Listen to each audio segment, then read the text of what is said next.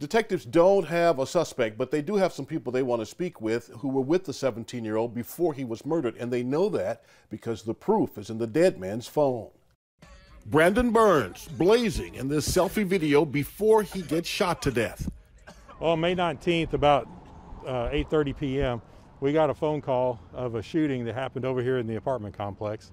When officers arrived, they found the victim, Brandon Burns, with some gunshot wounds, and he was taken to Parkland Hospital, and he was pronounced dead. Burns, the front seat passenger in this black Yukon, surveillance cameras catch pulling into Surround Apartments, 4100 Pleasant Run, Irving. We know that Brandon and the other person in the Yukon did get out, it appears, and went over to this car. His body was actually in that fourth parking spot there.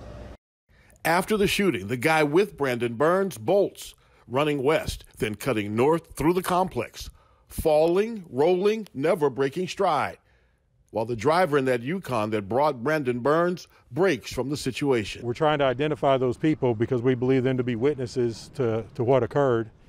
So far, we've not been able to track them down, so we're hoping that your viewers can help us to find these folks to help us figure out what all happened on this. Back to Brandon Burns' cell phone, the video. Who is the backseat rider? This is a picture of him taken from that video.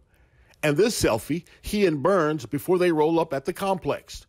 At Black Yukon, detectives know who owns it, but that's all.